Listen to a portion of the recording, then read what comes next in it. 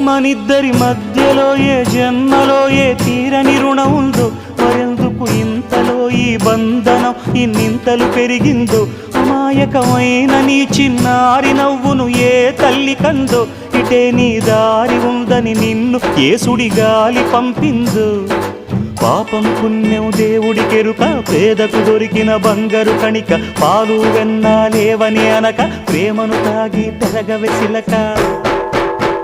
వలేసే పాడు లోకం కంటపడక ఉండు నాయనక, ఇలా నా గుండెలోనే గువ్వల కొలు ఉండిపోయింక.